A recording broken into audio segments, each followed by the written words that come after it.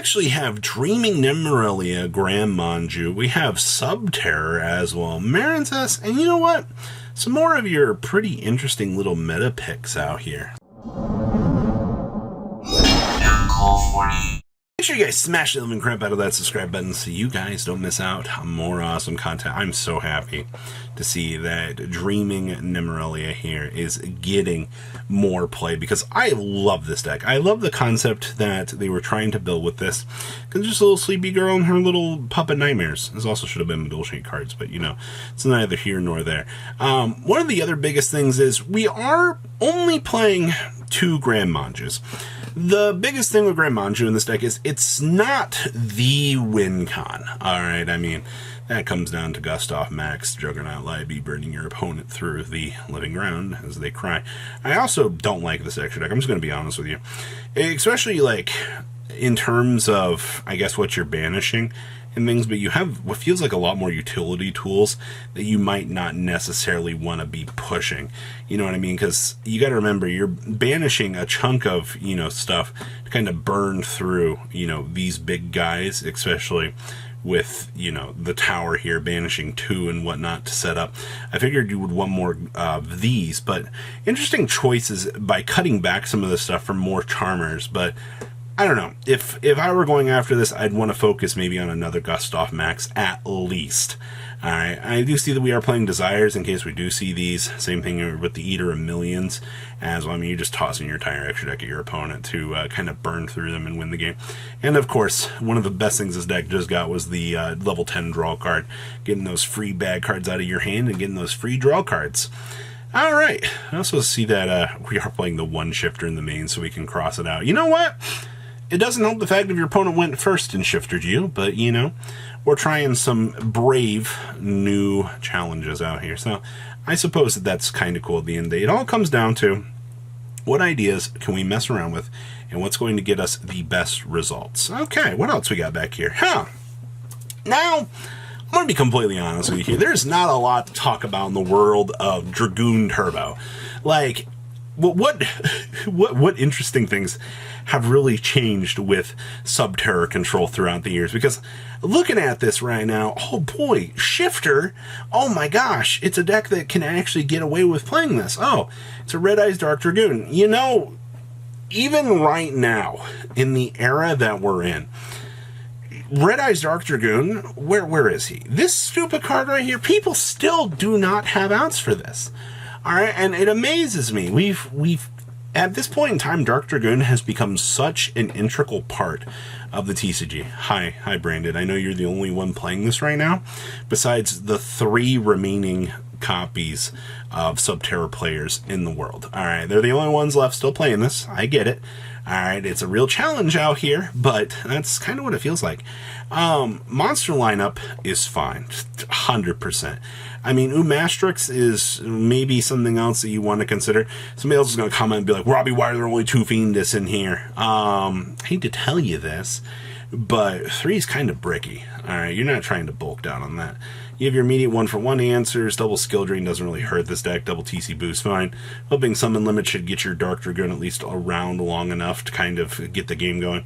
You have Punishing Effects here with this. And then if you slap down a Necro Valley on the table, your opponent's probably not winning that game.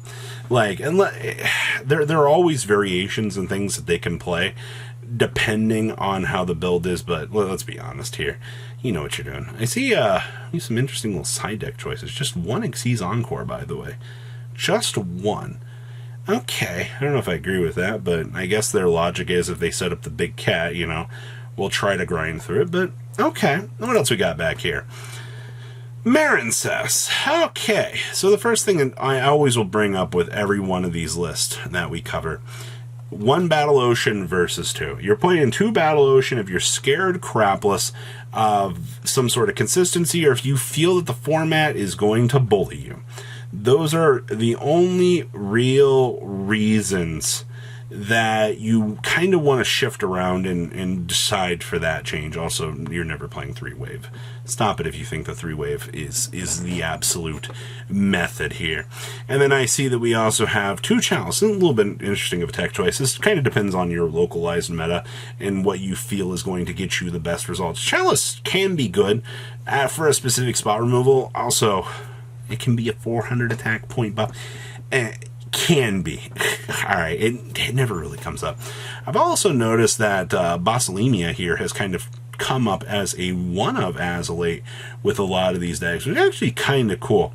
Another little tech choice that it's hit or miss depending on the variation of the deck, is the Stealth Kraken. Because honestly, post side deck, you can do what all the fish players in the room do. You try to set up the Gozen lock on your opponent, and then your opponent stares at you and goes, yeah, thanks for playing. I really do appreciate this.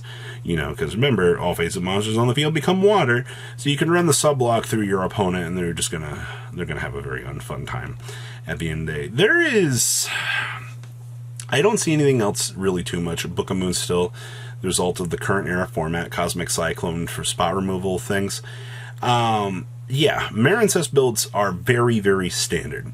Like I said, this is about, you have like 3 to 5 tech slots, if that, for what you're dedicating towards tech choices, and it is very rough to decide what's going to be the most optimal for you. Johnny playing Runic Stun out here. Now, first of all, Johnny was geared up for some very, very weird things out here. Johnny even played Scrubbed Raid. I kind of love Asian Persuasion in the crazy things that Johnny comes up with. But during the battle phase, you can send 1 card you control to the graveyard, except this card, to end the battle phase. Now, that's it. That means that every turn that your opponent tries to go in to a battle phase, you just send some dog water card that you don't need. You can send one of these Runic cards that aren't doing anything out of here, and you can go ahead and generate some sort of advantage off of it by ending a phase. That's another floodgate. You know, that's actually kind of genius. Things I don't like about this build. I feel like there are too many floodgates in here. We're playing the Time-Tearing Morganite, and 3... I understand you want to draw this card. The problem is, after that, it just becomes Scrubbed Raid fodder, or just a dead card in my hand. And, you know, this already makes me cry as it is. I already want to play Pot of Desires in this deck, because I want as much draw power as I can actually get. But the biggest make or break it with Runic right now is, you need to make sure that you can get the game back to the next turn. If you cannot do that, then you are going to have a very bad time. Johnny also had some interesting floodgate choices between Rivalries and Gozens here. You know, so that Grave of the Super Ancient Organisms, you'll have to adjust these for whatever you feel like are going to be the biggest challenges for you. Alright, because remember, localized environments going to be all sorts of different decks, especially with how these formats have been going as of late. You have so many different things available to you that making that optimized choice is going to matter all that much. So very, very, very interesting stuff. And our last list here, this is a 60 card Striker Runic deck. Now, how do they get away with jam-packing all of this garbage into one deck and having this actually get results? Well, there's some very interesting things. So Link into the Vrains is a little tech choice. Just special summon a monster from your hand, negate its effects, and then you can link summon a Link 1 using monsters you control as material. Guess what? You also have to use, you know, the thing that was summoned off of this. But hey, you know what? This gets our Sky Striker onto the field, so we can go ahead and, you know, yeet it off of the field. Which, well, link summon a Link monster. So, whatever you're making, your choices are Zeke, any of your Sky Strikers, and Azalea, or Celine, DeHark, and Access Code. You don't really get a lot of cool leeway with that card in this. It's just, yay, my Striker comes down, yay, and now I can bypass its setup, now we can do our thing. Triple Regulus is also very, very, very hefty, but when you're looking at the way that this pile works, it's just Runic is the backbone for consistency. Sky Striker is the poke engine / advantage package because you have this. And then you have going second cards and hand traps to kind of make sure that you kind of round out the package, all right? Like, you have enough resources here. I just look at some of these test hands. Yeah, this looks like I'm not doing any Sky Striker plays for a little while. Hey, wow, tip and into the brains. You know what? That's pretty good. And the terraforming is really cute there. Yeah, that's actually a pretty good hand. Okay. Yeah, I think this deck can actually do something based off of those little hands that we had there. I like that. So make sure you guys leave a comment down below. Tell me what you guys think, and I'll see your beautiful faces back here later in the day, guys. Peace out. Patrons, thank you.